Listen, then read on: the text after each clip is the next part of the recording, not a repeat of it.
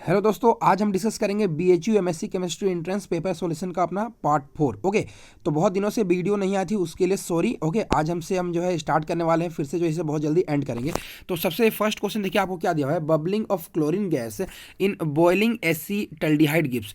जब आप बबलिंग करते हैं एसिटल्डिहाइड को, जस्ट लाइक देखो यहाँ पे CH3 C double bond OH हो गया। ओके, जब इसे आप बबलिंग करोगे क्लोरीन गैस के साथ में, ओके, क्लोरीन गैस के साथ में जब करोगे तो ये मेनली फॉर्मेशन करता है आपका क्लोरल। अब क्लोरल क्या होता है, सबसे पहले जो आपका यहाँ पे जो हाइड्रोजन है ना, जो अल्फा पोजीशन पे 3 हाइड्रोजन है, वहाँ से जो है 3 हाइड्रोजन रिप्लेस हो गए, जो है 3 क्लोरीन वहाँ चले आते हैं, मतलब हाइड्रोजन जगह में 3 क्लोरीन आ गए एंड यहाँ पे C double bond O and यहाँ पे जो है एच का फॉर्मेशन हो गया। तो due to formation of this जो होता है ना, यही होता है हमारा आंसर इसका। तो करेक्ट आंसर हो जाएगा ऑप्शन नंबर, इसके लिए हमारा option number C. Next question क्या दिया हुआ है, the reaction of phenyl acetylene. Okay, phenyl acetylene देखिए ये दिया हुआ है फिनाइल एंड यहाँ पे जो है C ट्रिपल बॉन्ड CH, ये हमें दिया हुआ है phenyl acetylene with sodamide. Okay, यानी NaNH2। ओके, अब सोडा अमाइड है। ओके, इन लिक्विड अमोनिया ये दिया हुआ है आपको, मतलब सोडियम एंड इन NaNH2 दिया हुआ है। ओके, जो भी है, तो इसके साथ हमें पूछा गया है क्या प्रोडक्ट होगा। तो देखो ये जो NaNH2 होता है मेनली ना, ये रिडक्शन करता है, मेनली ये आपका ट्रांस अल्कीन का फॉर्मेशन करता है। बट यहाँ पे जो तो है आपका सिस एंड ट्रांस का किसी प्रकार का जो है हमारा यहाँ पे प्रोबेबिलिटी नहीं है। बट यहाँ पे जो प्रोडक्ट फॉर्म होगा आपका कुछ इस तरीके से जो है प्रोडक्ट फॉर्म होगा। ओके, यहाँ पे आप देख सकते हो ये इस तरीके से जो दिया हुआ है एंड यहाँ पे C डबल बॉन्ड CH2, इस तरीके कंपाउंड का फॉर्मेशन होगा एंड यहाँ पे ये यहाँ पे जो है ऑक्सीजन नहीं, सॉरी, ये डबल बॉन्ड है बेंजीन रिंग का। तो यहाँ पे जो है हमारा मेनली स्टायरीन का फॉर्मेशन होता है। क्या होता है, स्टायरीन का फॉर्मेशन होता है, यानी करेक्ट आंसर हो जाएगा ऑप्शन नंबर, इस केस के लिए हमारा ऑप्शन नंबर हो जाएगा E। ओके, नेक्स्ट क्वेश्चन देखो क्या दिया हुआ है, इन द फॉलोइंग रिएक्शन पूछा गया हमें। इस रिएक्शन में जो है इंटरमीडिएट्स क्या क्या होंगे पूछा गया है। तो ये क्वेश्चन बहुत अच्छा है। ओके, थोड़ा सा ध्यान दोगे तो ये थोड़ा सा बहुत इजी क्वेश्चन है। यहाँ पे सबसे पहला अगर आप देखोगे एग्जाम्पल को, तो आपको यहाँ पे दिया हुआ है क्वेश्चन में कि CH3C मतलब एजा टाइप का यहाँ पे जो है double bond N double bond N है। ओके, तो आपको पता है N2 जो होता है बहुत गुड लिविंग ग्रुप होता है। ओके, N2 जो होता है बहुत गुड लिविंग ग्रुप होता है। तो इस केस में क्या होता है ना, आपका यहाँ पे जो बॉन्ड है इस जगह प्रेजेंट एंड यहाँ पे जो बॉन्ड प्रेजेंट है ना, इन केसेस में क्या होता है, ये बॉन्ड आपस में जो है होमोलिटिकली क्लीवेज करते हैं एंड यहाँ पे भी ये होमोलिटिकली जो है ब्रेक कर जाते हैं एंड हमारा यहाँ पे किस तरीके का फॉर्मेशन होता है CH3 एंड यहाँ पे रेडिकल फॉर्म हो जाएगा 2 इस तरीके से, प्लस उसके साथ में आपको फॉर्मेशन होता है ये N double bond N and यहाँ पे रेडिकल, यहाँ पे रेडिकल, दोनों आपस में जो है बॉन्ड फॉर्मेशन करके जो है आपका यहाँ पे N2 का जो है फॉर्मेशन कर देते हैं। क्या बनाते हैं, N2 का फॉर्मेशन कर देते हैं। तो आपका जो है यहाँ पे रेडिकल का फॉर्मेशन हो गया। ओके, तो आपका फ्री रेडिकल यहाँ पे इंटरमीडिएट हो गया।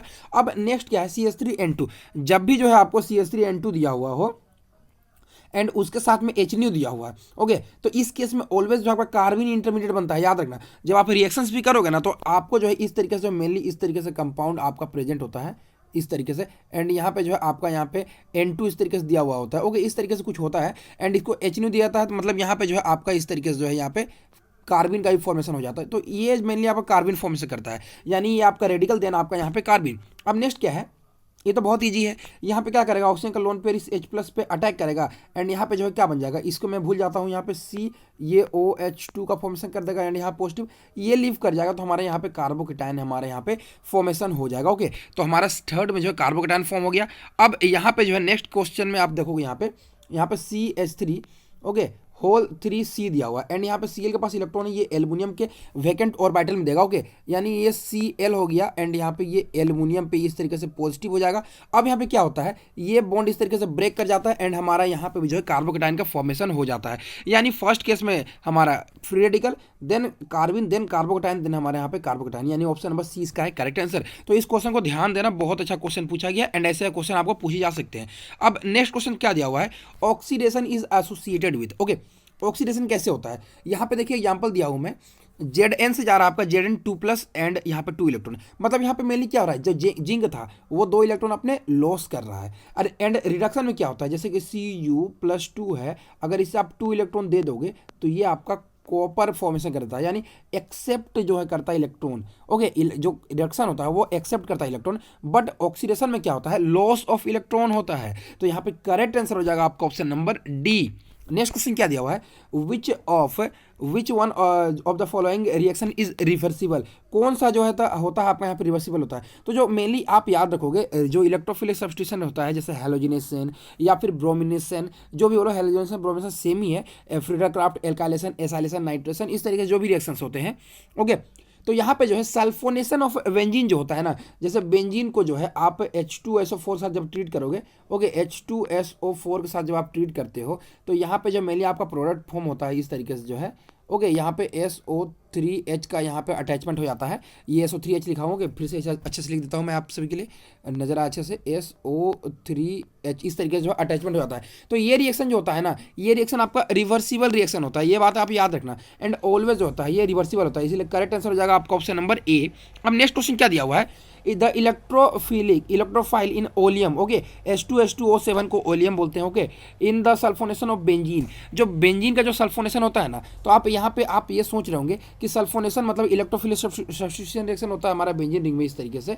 ओके, तो वहाँ पे मेनली आप सोच रहे हो कि SO3 पॉजिटिव आके अटैच होता है, बट ऐसा नहीं होता है। ओके, यहाँ पे जो आपका होता है ना SO3 होता है इलेक्ट्रोफाइल, ये आपका इलेक्ट्रोफाइल की तरह एक्ट करता है, एंड ये मोस्ट इंपॉर्टेंट चीज़ है, बहुत सारे स्टूडेंट जो इसमें मिस्टेक करते हैं। तो करेक्ट आंसर होगा आपका ऑप्शन नंबर इस केस के लिए बी हो जाएगा। अब नेक्स्ट क्वेश्चन क्या दिया हुआ है, vulcanization of rubber is, okay, vulcanization of rubber क्या होता है, ये आपका मेनली आइसोप्रीन जो होता है, ओके, CH3, ओके, यहाँ पे मैं इसे ठीक करता हूँ, CH2 double bond CH3 single bond CH double bond CH2 इस तरीके से होता है।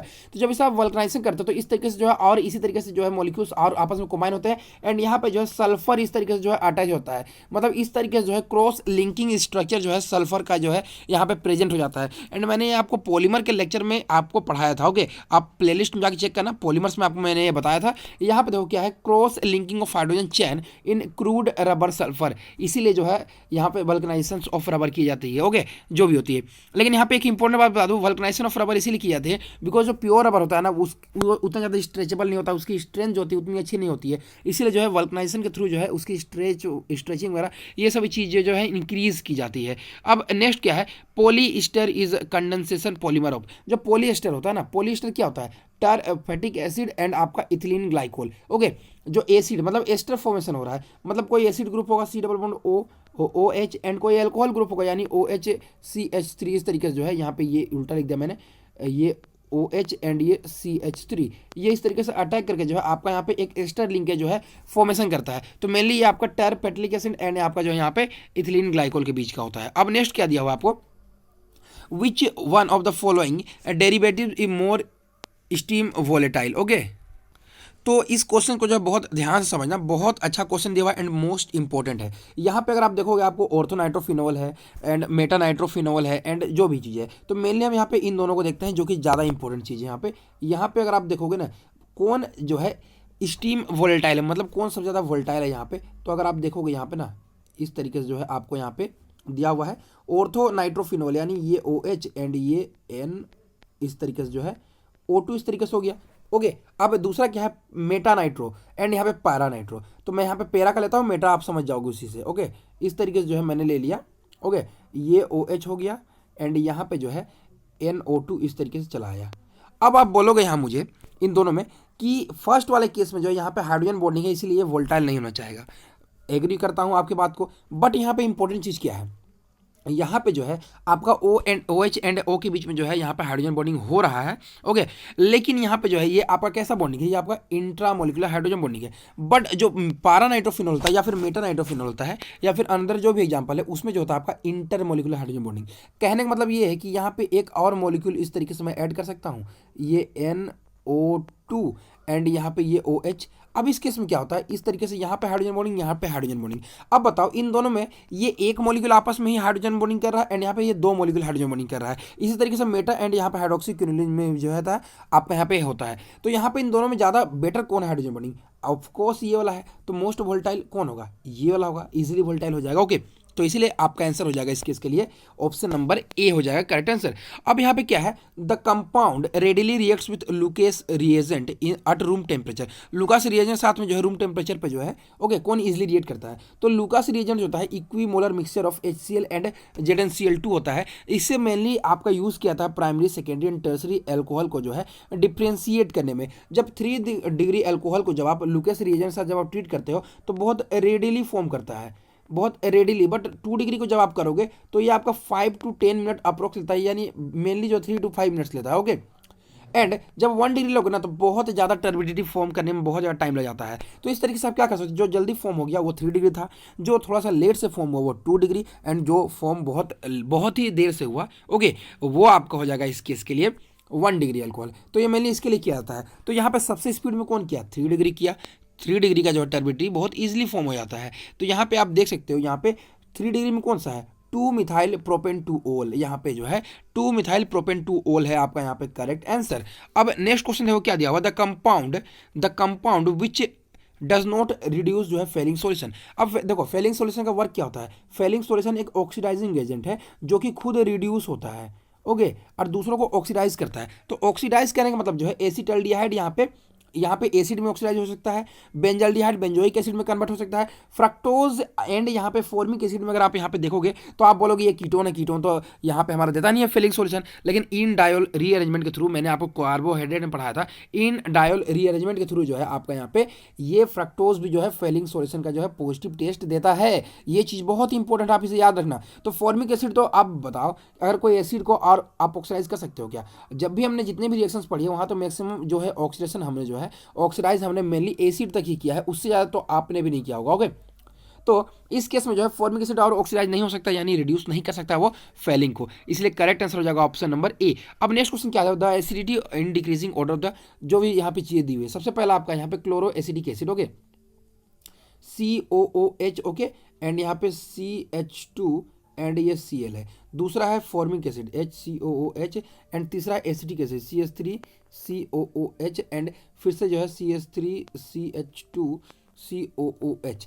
तो यहाँ पे आपको क्लोरो एसिटिक एसिड दिया हुआ है, यहाँ फॉर्मिक दिया हुआ है, एंड यहाँ पे आपका जो है एसिटिक एसिड आपको यहाँ पे प्रोपेनिक एसिड दिया हुआ है ओके। तो इन चारों में देखेंगे ना तो सबसे ज़्यादा यहाँ पे क्लोरीन जो आपका -I इफेक्ट शो करेगा, इसीलिए सबसे ज़्यादा एसिडिक जो है क्लोरो एसिटिक एसिड। देन आपका जो है फॉर्मिक एसिड, बिकॉज यहाँ पे CH3 वाले ग्रुप जो है +I इफेक्ट शो करेंगे ओके, +I इफेक्ट शो करेंगे। तो यहाँ पे जो है, यहाँ पे अगर आप हाइड्रोजन निकालोगे तो ये हाइड्रोजन ज़्यादा अच्छी तरीके से जो है मूवमेंट नहीं कर पाएगा okay, due to +I effect of this methyl group okay. तो इस केस में क्या होता है, +I ग्रुप जो है यहाँ पे CH3 CH2 और ज़्यादा हो जाएगा, एंड यहाँ पे ज़्यादा होने के कारण जो है एसिटिक एसिड जो है ज़्यादा हो जाता है आपका प्रोपेनोइक एसिड से। इसीलिए ऑर्डर जो हमारा ऑप्शन नंबर जो डी है वो हो जाएगा correct option. And next question क्या दिया हुआ है, which one is an example of azo dye. Azo dye का एग्जांपल क्या है, एजोडाई जो है आपको मेनली इंडिगो होता है ओके। ये मैंने आपको जो है डाइज के लेक्चर्स में आपको पढ़ा रखा है, आप उसे देख लेना। एजोडाई जो होता है यहाँ पे इंडिगो होता है। नेक्स्ट क्या दिया हुआ है, द रिएक्शन ऑफ बेंजल्डिहाइड, यानी ये इस तरीके से दिया हुआ है बेंजल्डिहाइड CHO। अब इसे क्या कर रहे हैं, इथाइल अल्फा ब्रोमो प्रोपिनेट, यानी अल्फा हेलो, यानी मान लेता हूँ मैं जो भी चीज़ है यहाँ पे RCCl C double bond OET इस तरीके से दिया हुआ है। तो इन दोनों के बीच में जो रिएक्शंस होते हैं ना, इसे हम कहते हैं रिफ्रोमेट्स्की रिएक्शन। क्या कहते हैं, रिफ्रोमेट्स्की रिएक्शन, जिसमें जो है अल्फा हेलो वाले कंपाउंड को जब हम बेंजल्डिहाइड से जब रिएक्शन करते हैं तो ये हमारा होता है रिफ्रोमेट्स्की रिएक्शन।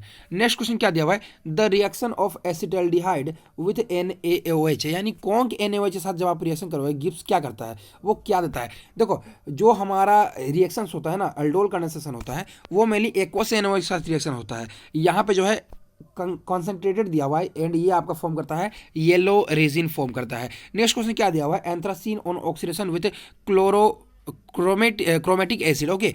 जब आप यहाँ पे एंथ्रासीन को ऑक्सीडाइज करोगे ओके, ये आपको एंथ्रासीन दिया हुआ है ओके, ये आपको एंथ्रासीन दिया हुआ है, एंड यहाँ पे जो है आपको पूछा गया है कि इसे जब आप ऑक्सीडाइज करोगे तो क्या फॉर्म करेगा। तो ये जो सेकंड वाले पोर्शन है ना, यहाँ पे देखो मैं इसे अच्छा ड्रॉ करता हूँ, ये इस तरीके से जो है आपको दिया हुआ है, ये इस तरीके से ओके।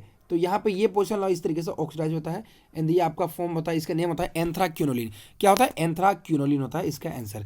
नेक्स्ट क्वेश्चन क्या दिया होता है, order of each of hydrogenations is, hydrogenations का जो है ऑर्डर कौन सा होगा। तो ये मेनली एरोमेटिसिटी के ऊपर डिपेंड करेगा। यहाँ पे अगर आप देखोगे तो सबसे ज़्यादा एरोमेटिक आपका एंथ्रासीन होता है, देन यहाँ पे जो है आपका यहाँ पे पर रिंग की बात नहीं कर रहा हूँ, ओवरऑल की बात कर रहा हूँ। देन नेप्थलीन, देन आपका यहाँ पे बेंजीन। पर रिंग की अगर आप बात करोगे ना, अगर एग्जाम में आपको पर रिंग पूछा जाएगा तो बेंजीन सबसे ज़्यादा स्टेबल होता है, सबसे ज़्यादा एलिमेंट होता है बेंजीन, बिकॉज यहाँ पे अप्रोक्स जो है 36 के अप्रोक्स होता है बेंजीन का, ओके।